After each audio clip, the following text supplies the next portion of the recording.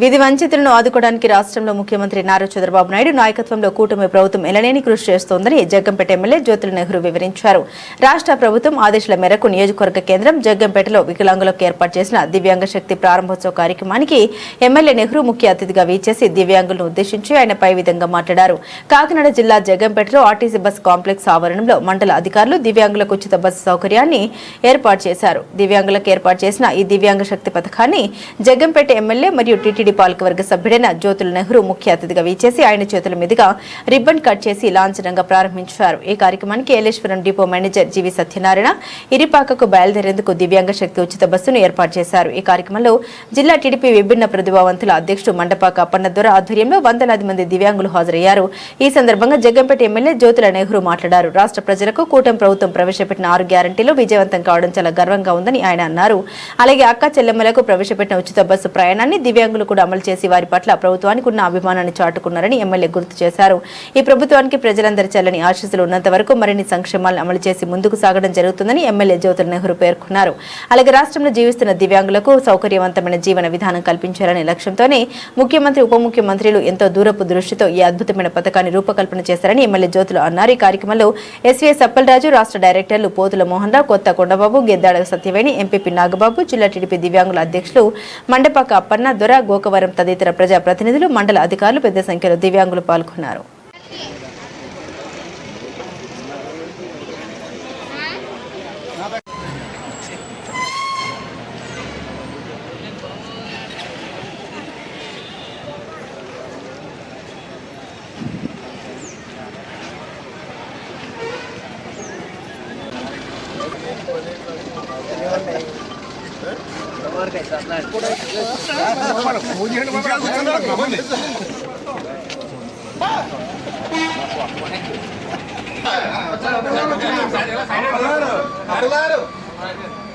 Sir photo के लिए sir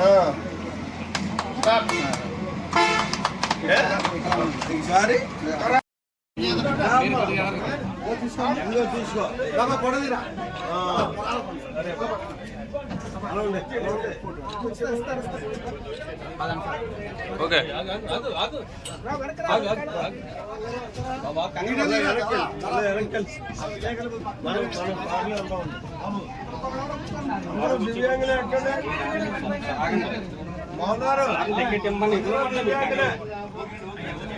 నియోజకవర్గ ప్రజానికానికి శుభాకాంక్షలు తెలియజేసుకుంటూ మరి ఈరోజు ఉగాది కానుకగా గతంలో ఏ రకంగా అయితే స్త్రీ శక్తి కార్యక్రమాన్ని ప్రారంభించి ఆంధ్ర రాష్ట్రంలో ఉన్నటువంటి మహిళా సోదరీమణులకి ఉచిత బస్సు సౌకర్యాన్ని కల్పించడం జరిగిందో రాష్ట్రం అంతా, అదే రకంగా మళ్ళీ విధి వంచితులైనటువంటి దివ్యాంగులు ఎవరైతే ఉన్నారో ఆ దివ్యాంగ సోదరులందరికీ కూడా మళ్ళీ ఉచిత బస్సు సౌకర్యాన్ని కల్పించాలి. వాళ్ళు ఎక్కడికి వెళ్లాలనుకున్నా సరే ప్రయాణ సౌకర్యం ఉచితంగా చేయాలి, వాళ్ళు కూడా మహిళతో పాటు సమానంగా చూడాలి అనేటటువంటి ఒక ఆలోచనతో గౌరవ ముఖ్యమంత్రి చంద్రబాబు నాయుడు గారు మంచి ఆలోచన చేసి ఇవాళ ఉచిత ప్రయాణ సౌకర్యాన్ని ఆర్టీసీ ద్వారా కల్పించడం జరిగింది. ఇందులో చూసుకున్నట్టయితే 40% దివ్యాంగులు ఎవరైతే ఉంటారో 40% ఉన్నటువంటి దివ్యాంగులు ఎవరైతే ఉంటారో వాళ్ళందరూ కూడా పెన్షన్ పొందడానికి అర్హులే, అలాగే ఈ బస్సు సౌకర్యాన్ని పొందడానికి కూడా అర్హులే. అంతేకాకుండా 20% ఉన్న వాళ్ళు కానీ అసలు మనిషి యొక్క సహకారం లేనటువంటి, సహాయం లేకుండా బయటికి రాలేనటువంటి వారు ఎవరైనా ప్రయాణం చేయాలనుకున్నా వాళ్ళకు కూడా అటెండర్ని ఇవ్వడం జరిగింది. వారి తోటి ప్రయాణికుడికి 50% ఉచిత సబ్సిడీ ఇచ్చి ఈ ఉచిత బస్సులో వాళ్ళతో పాటు కూడా ప్రయాణం చేసి వాళ్ళకి సహకరించడానికి ఒక అటెండెంట్ కూడా ఇచ్చేటటువంటి సౌలభ్యం కూడా కల్పించడం జరిగింది. ఇది అంతా కూడా ఒక మంచి ప్రభుత్వంగా ఇవాళ చంద్రబాబు నాయుడు గారి యొక్క నేతృత్వంలో, పవన్ కళ్యాణ్ గారి యొక్క ఆశీస్సులతోటి ఈ కార్యక్రమం కూటమి ప్రభుత్వం ప్రారంభించడం జరుగుతుంది.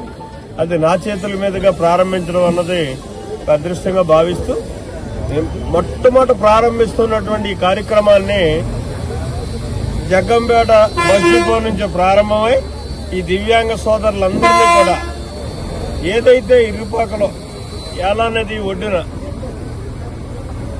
శివకేశవుల క్షేత్రం ఉందో ఆ క్షేత్రానికి తీసుకెళ్లి ఆ క్షేత్రాన్ని దర్శింపజేసి